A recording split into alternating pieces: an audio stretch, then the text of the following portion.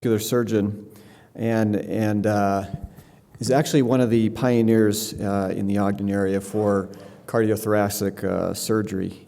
He's also a retired colonel in the U.S. Air Force and a longtime member of our society here. And he'll be talking for 10 minutes on the history of our organization. And then after that, we'll pick up with our last speaker for the morning session. Thanks.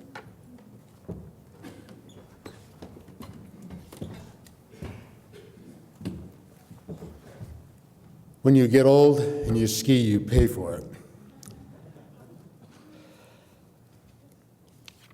This monograph was of the history of the society was by Val Johnson, and I'll not try to replace it, but only describe some of my experiences that I've been privileged to participate in the Ogden Surgical Society. I served as treasurer from 1976 to 1981 and as president in 1982 with the help of Helen, my delightful wife of 54 years. I also served as program director for winter meetings of the Ogden Surgical Society, modeled after my experience as Intermountain Thoracic Society president with meetings at Snowbird. But after my moving to Ohio, the winter meetings were canceled after only about 4 years, probably because of logistics at the different ski areas. A great benefit of my service was the association with multiple colleagues serving on the board. There was also great community support, and at that time the Standard Examiner devoted an entire society section to the activities of the meeting, and they also had included multiple articles regarding the speakers and the topics. Now, in addition to the board members, officers who served, there were many other important others who kept the society going without their faithful service. Phyllis McDonald, who was a high school classmate of mine, was the executive secretary. Ken Knapp retired as the administrator of the McCady Hospital and took on the mantle of executive director. Others that are listed volunteered their time and talents, usually during the meetings, to make it successful. Now, at that time, displays were not allowed, but the pharmaceutical representatives were encouraged to come and participate and mingle with the physicians present. Now, at that time, our meetings were held at Weber State in the Union Building, with social affairs being held at the Ogden Country Club. Now, the meeting success really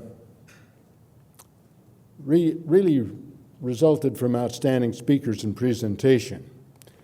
We usually had 2 foreign speakers and then about 18 national speakers who would give 2 or 3 lectures at a time.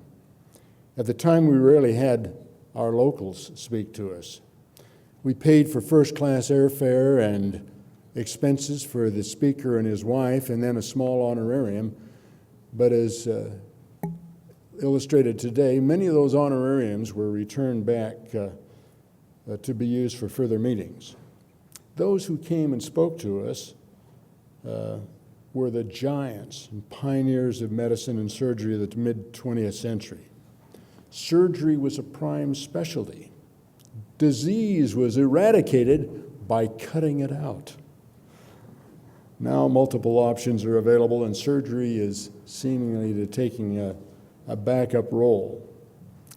Now, listed are a number of special doctors who participated in the Ogden Surgical Society meetings as I peruse the history, and I'm going to just go over some of my experiences with some of them. Alton Ochsner was professor of surgery at Tulane University and organized the Ochsner Clinic in New Orleans and was mentor to Michael DeBakey and many other greats.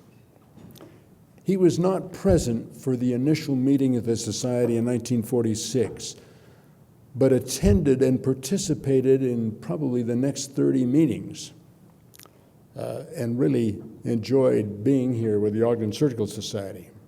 He tells of while in training being called to an autopsy where he would see a case that he would never ever see again, that of bronchogenic carcinoma of the lung. Well, he saw another case and many other cases and connected bronchogenic carcinoma with the incidence of cigarette smoking. And this allowed another one of our speakers, a pediatric surgeon by the name of C. Everett Koop, who became Surgeon General of the United States, to begin the campaign of non-smoking. Now, John Oxner, his son, replaced him as chief of the Oxner Clinic. As a guest in our home, we talked about skiing. He had skied in many of the great resorts around the world, but he could no longer ski because he could no longer find a ski boot that would not kill him. I took him down to Alan Miller, who fit him with a size 13A ski boot comfortably.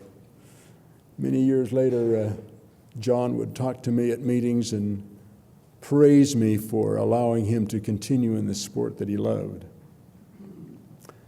Following my surgical residency at the University of Colorado, I was drafted in the Army and fought the Vietnam War in Alaska and took my surgery boards. I passed the orals and had to take passed the written and had to take the final orals in San Francisco. At that time, we had 6 different examiners with a backup. We never knew who the examiner was until we got into the room. I knocked on the door to enter into the room where I was scheduled and found my examiner to be Dr. Engelbert Dunphy, professor of surgery at the University of San Francisco, and at that time was felt to be the dean of surgeons. He told me that there would be a moment of rest.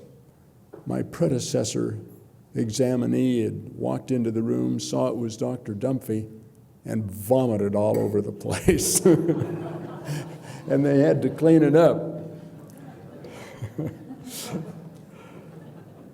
But once they cleaned it up, Dr. Dunphy invited me in and asked me where I was from. And I said, Ogden, Utah. And then he spent most of the time praising his experience of speaking here at the Ogden Surgical Society. He indicated that one had not arrived in surgery until one had spoken in the Ogden Surgical Society. And so my interview of examination with him was very benign, thanks to the Ogden Surgical Society. My first attendance at the Ogden Surgical Society was in 1955 as a pre-medical student. I heard Sir Rodney Maingott in the Orpheum Theater at that time speak on surgical topics. And then I was amazed when I got into medical school to find out that Maingott's textbook of surgery was that book that we used in surgery.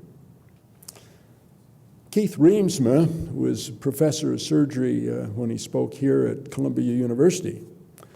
But as I did my fellowship in thoracic surgery at the University of Utah, he was chairman of surgery at the University of Utah. We shared adjacent seats at the University of Utah football games, where he would take my field glasses to watch the cheerleaders. And he would only give them back to me to look at the game when there was not a pretty cheerleader participating. And again, at many meetings after that, we laughed about that. One of the interesting experiences I had was with Andreas Grunzig.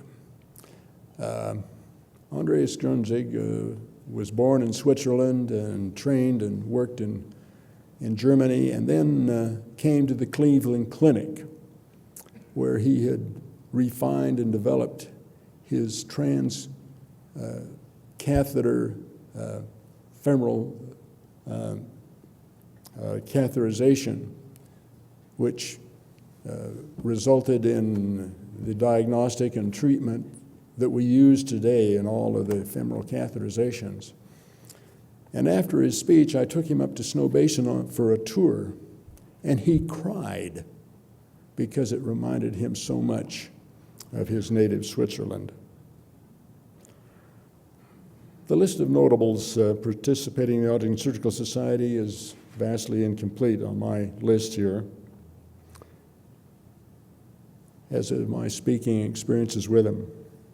As I participated in multiple meetings, I was amazed and pleased to find that the Ogden Surgical Society was so prominent and appreciated by many of the great physicians and surgeons of the world. I also recognized in them lovely human characteristics that they displayed when they got to meet and know them in person. I am proud and grateful for my experiences in this great organization and praise those who have carried on this great tradition. Thank you.